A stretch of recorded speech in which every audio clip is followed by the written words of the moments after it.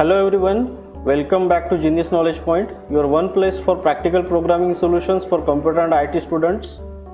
I am making this video to provide practical knowledge to all students so that you can develop your own programs which will be helpful for your studies as well as career.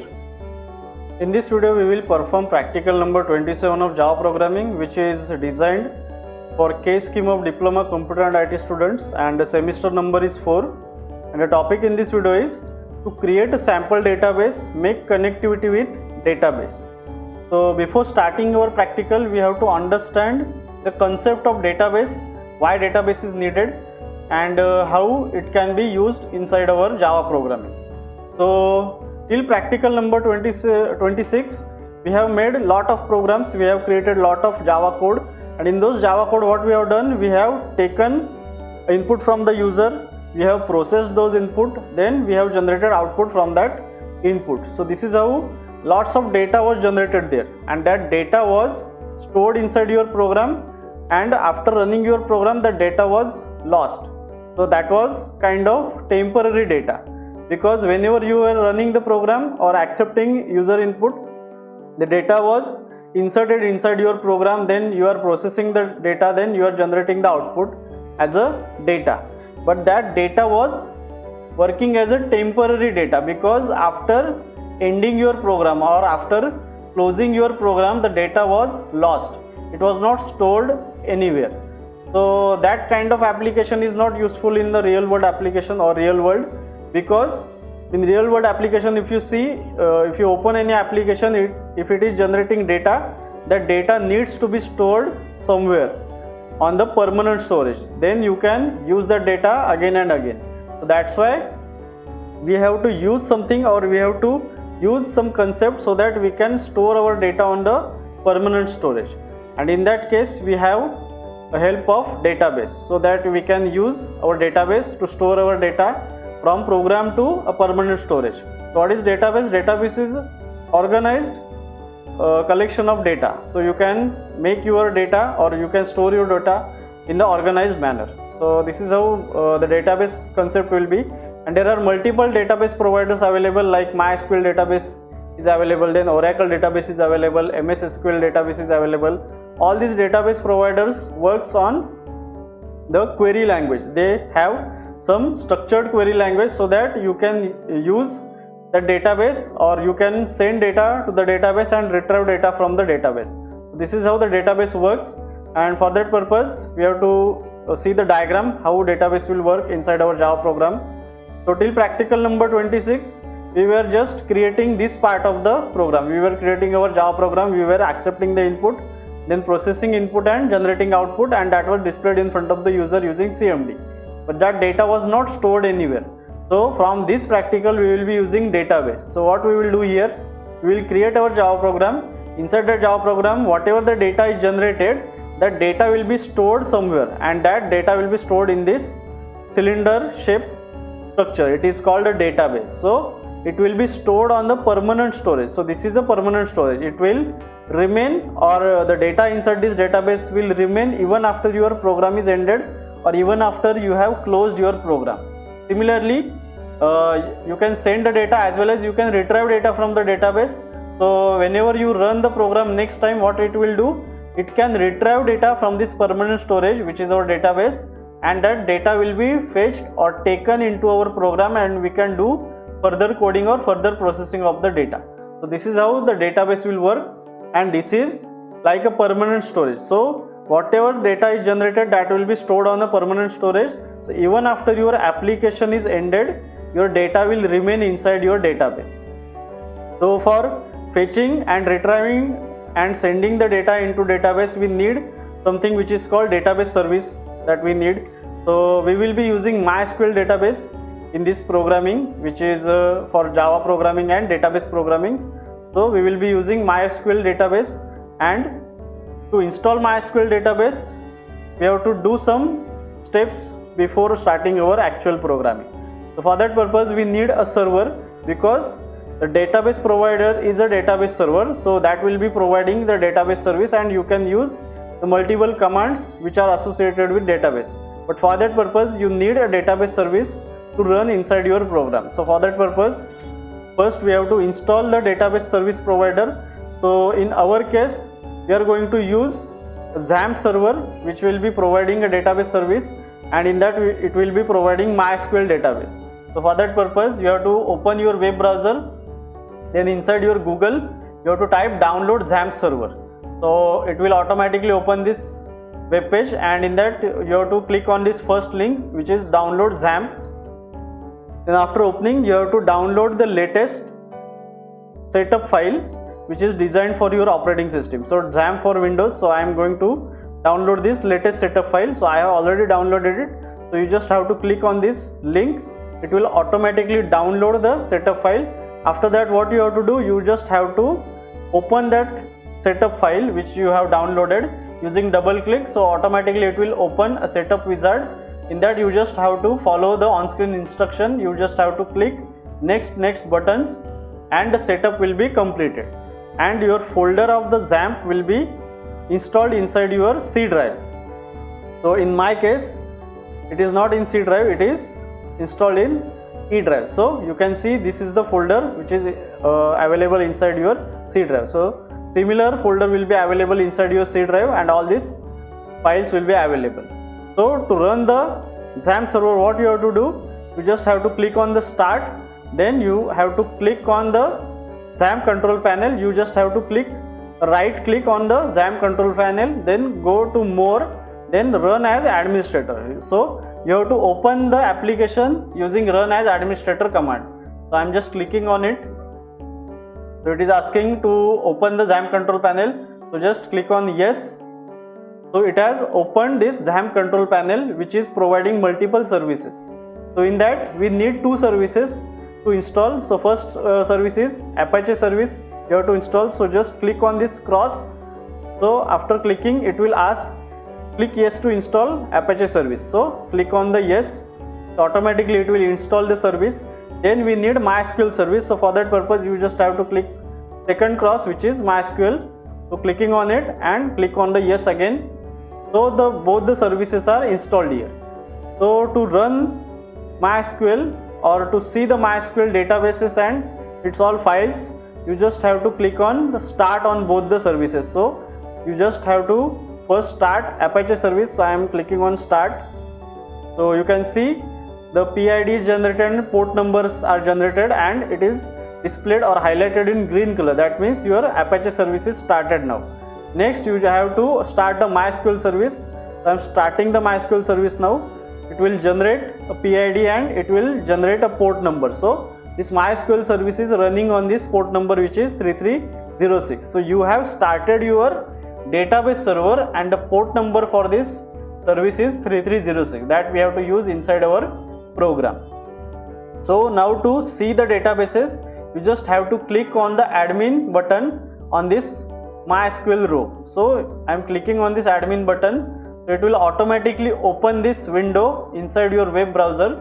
So this is the main screen, or this is the control panel for MySQL. So in that you just have to create a one database. So these are the multiple databases available inside your MySQL, but we have to use our own database. So for that purpose I will click on new. Then after that it will ask to create a database, and it is asking database name. So I am just entering MyDB. So this is the database name I am creating. So just click on the create button. After that it will just create a MyDB as a database. You can see on the left side MyDB is created. So this is our database. In that database we will be creating multiple tables, and in those tables we will be creating multiple rows as a data. So this is how the MyDB database is created. You can name it differently also. So this is database is created and we are ready to use MySQL service. Next step, what we have to do, again we have to open Google Chrome. In that you have to open Google and you have to type MySQL J connector. So why it is needed?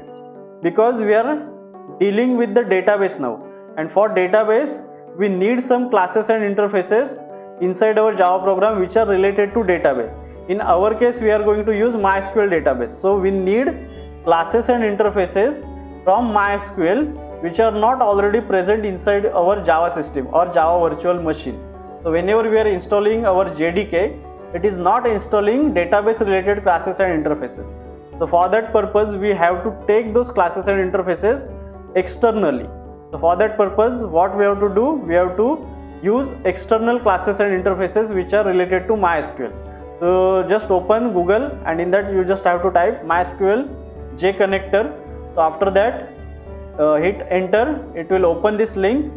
So click on this first link, it will move to the next page, and in that you have opened a web page which is related to MySQL JConnector files. So just open the drop down menu and click on platform independent. So it will open these two options. So either you can use a tar archive or zip archive. So I am using a zip archive, so click on this download button. Then it is asking to log in or sign up, and one more option is there, no thanks, just start my download. So click on this start my download. So it will automatically start your download and your file will be downloaded. Then after that what you have to do, you have to go to the downloads folder. So I am going to downloads folder. Then your zip file will be present. So I have downloaded it 2 times, so that's why I am deleting first. Next, just open this download file or extract this download file on the same location where download is.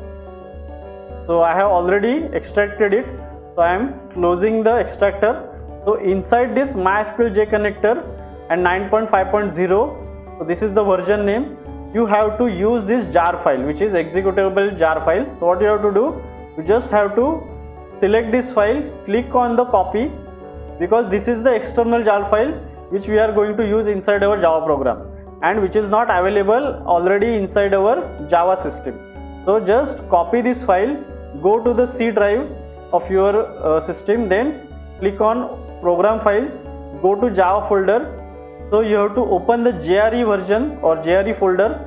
So in that JRE folder you have to open the JRE folder, then you have to click on LIB. So these are the libraries folder where your multiple libraries are present, and in that you have to use ext folder. So open that ext folder which is for external libraries. So in that library folder you have to open ext folder and you have to paste that file in this location. So I have already pasted it, so that's why I am skipping this step.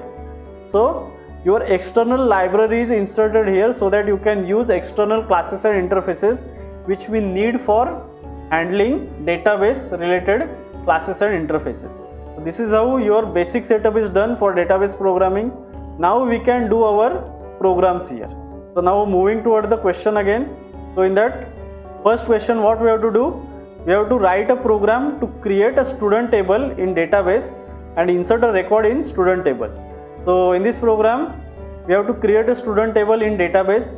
So if you can see inside your MySQL PHP admin, which will be opened after clicking on this button.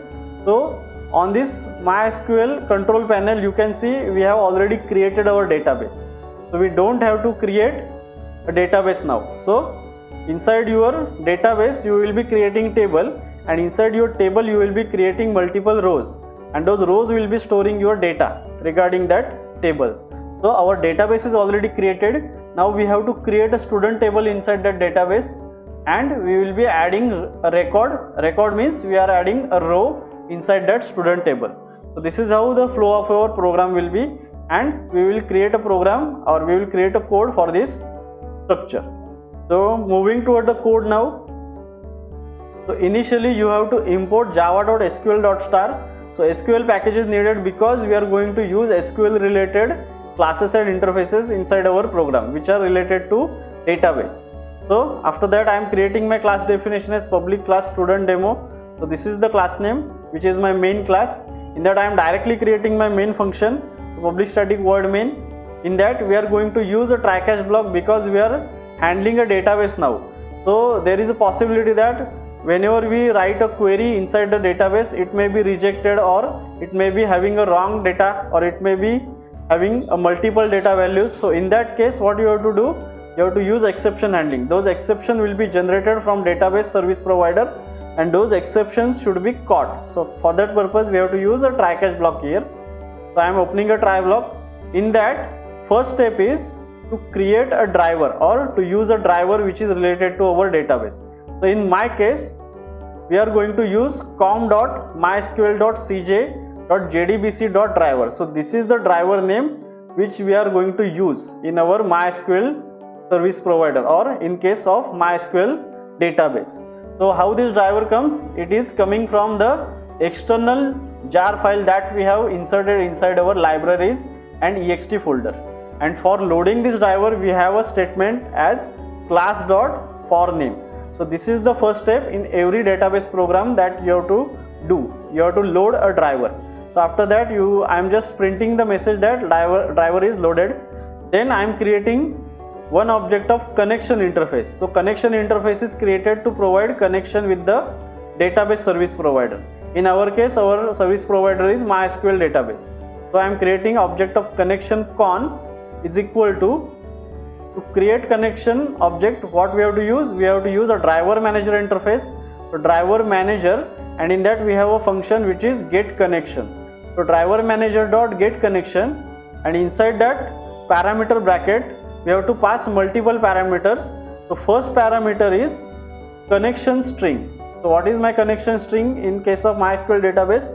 JDBC colon MySQL colon then double slash localhost colon 3306 slash mydb. So as we have seen in networking program, we have to provide a URL, and in that URL our first part is protocol. So in this program the protocol is JDBC colon MySQL. So this is the protocol name which we are going to connect. Then after colon and double slash we are providing our address and localhost, the IP address of another machine and localhost. In our case, our database is running on the same machine, that's why I am including localhost as the IP address or localhost as the address, then colon port number. As we have seen in the control panel, the MySQL service is running on 3306 port number, so that's why I am including port number as 3306. So this is the host part and port part. So we have included protocol, host and port number. Then after that we have to include the file name. In database, we have to include a database name as a file name. So in our case, the database name is mydb, which we have created just now. So mydb is the database. So this is how the connection string is created, and this is the first parameter of our get connection function. Then after that we have to include second parameter as the username of our database. So by default, whenever you create any database in MySQL, so the default username is root and default password is blank. So in our case also, our default username I am including as a root. So this is the second parameter which is passed in the form of string.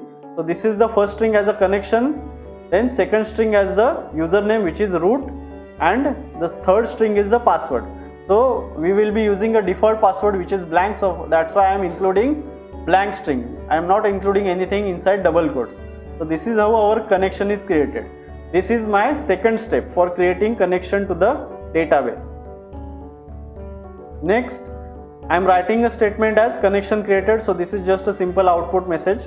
Then I am creating statement interface object, which is statement stmt is equal to con.create statement. So what is this create statement function? It will create a statement object for connection which we have created earlier. So this is how our statement is created, and why statement is needed? To run multiple queries onto database, we have to use a statement object. So for that purpose, we will be using stmt as a statement object. Next, I am creating my SQL string as create table student. So as the question is given, we have to create a student table. So for that purpose, I am writing a query which is a create query or create table query. So create table student. In that I am passing parameters as roll number, this is the first column name, and int, and in bracket we have to pass size. So these are the SQL part which you may have seen inside your database subject.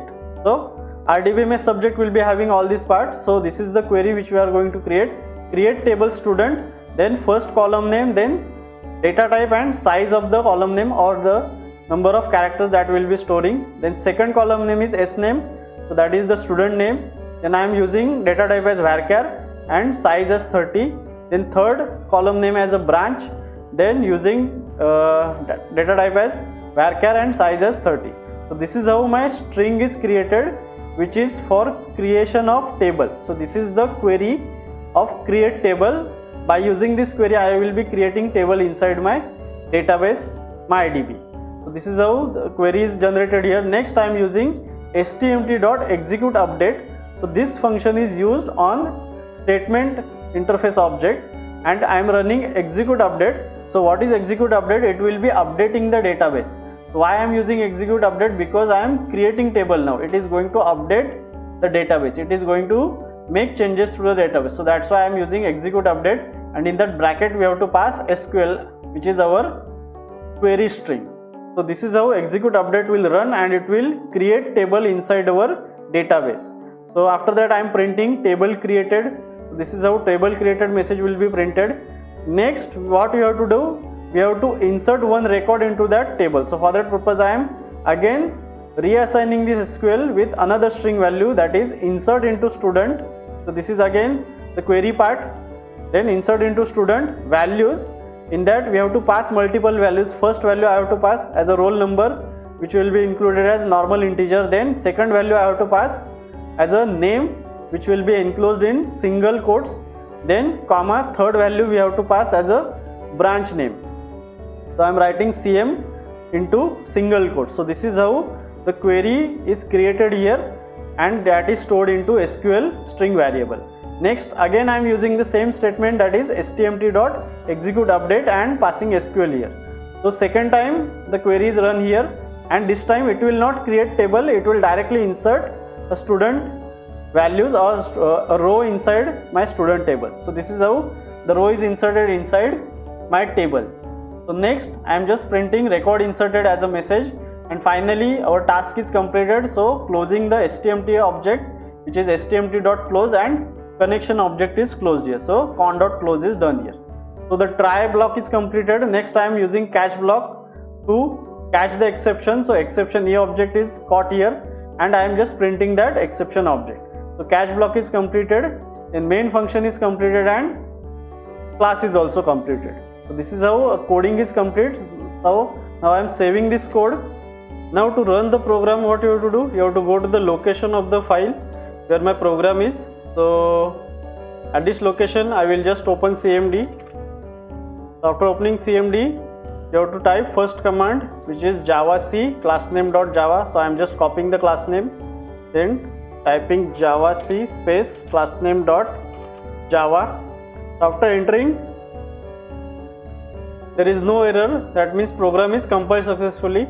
At this step, if you got the error that the class not found or something like that, so what you have to do, you have to again go to your downloads where you have downloaded your MySQL JConnector zip file. You have to extract that file. So it will give you the folder like this, MySQL connector, and the version number is there. Then in that you just have to open that folder. In that you have to copy this jar file. Then after that you have to go to the C program files, then Java folder. Then in that you have to open GRE folder of your current installed version of Java. So in that GRE you have to go to LIB, that is libraries folder, and in that you have to open EXT, that is external folder.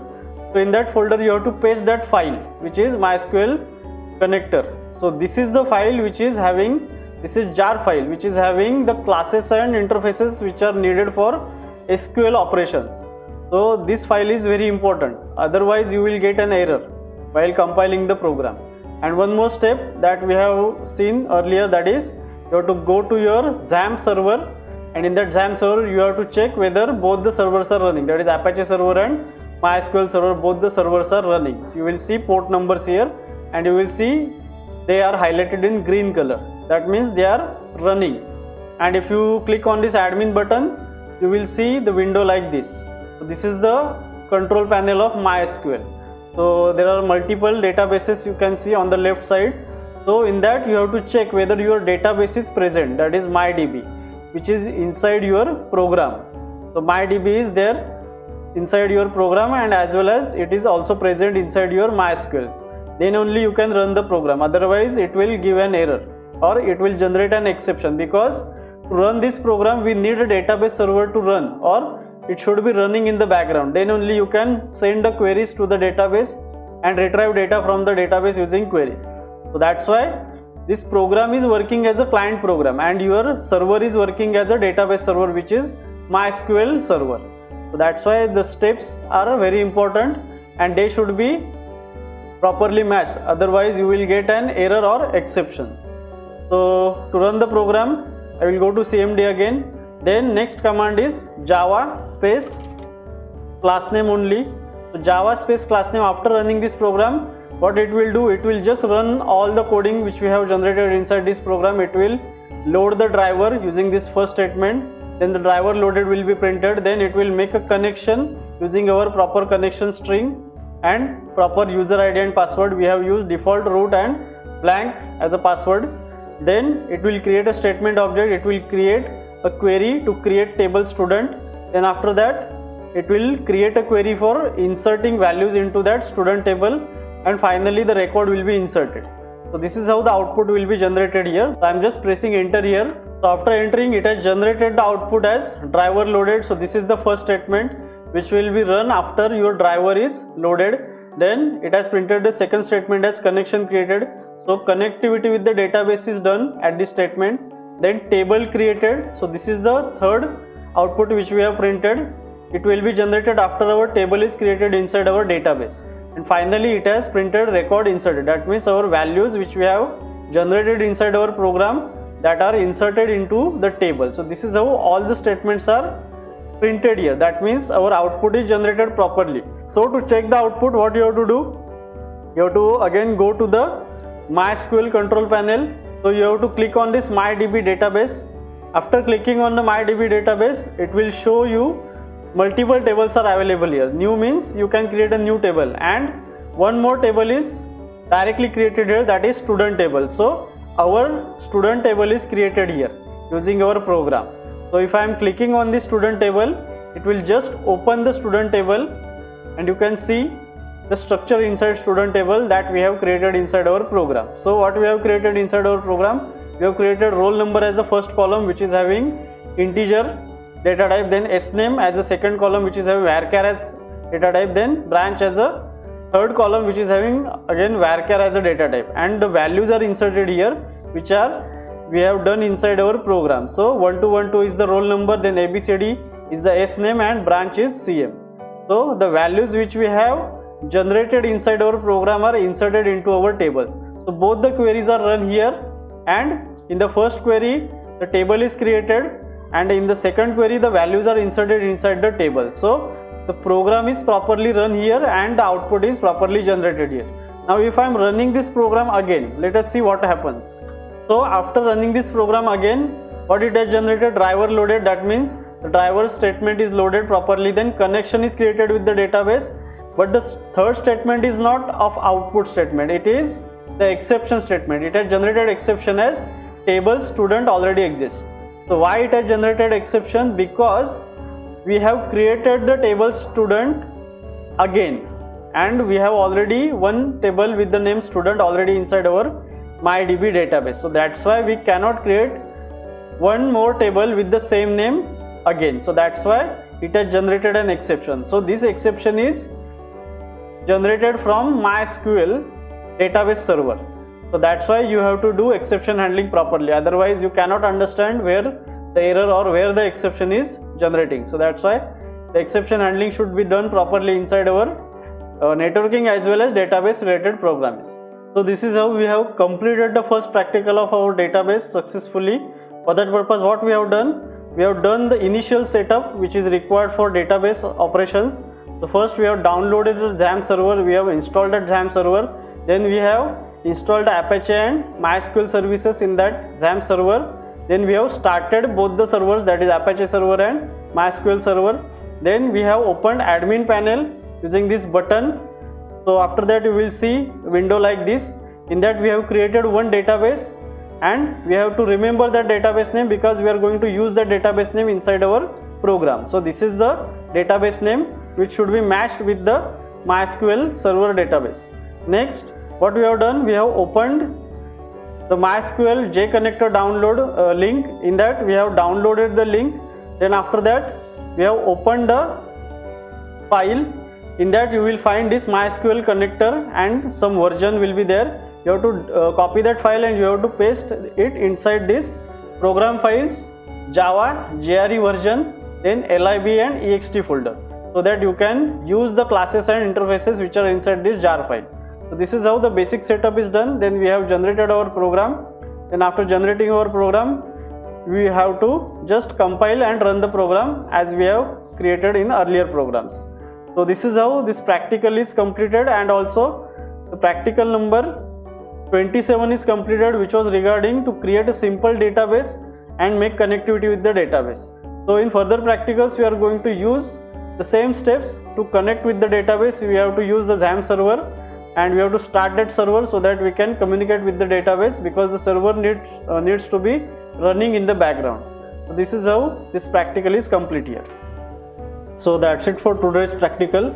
I hope you understand the program clearly. If you found this video useful, don't forget to like, share and subscribe to my channel for more such programming solutions, and hit the bell icon so you never miss a new video. If you have any doubts or need solutions for other programs, drop a comment below. I will be happy to help. Thanks for watching and happy coding.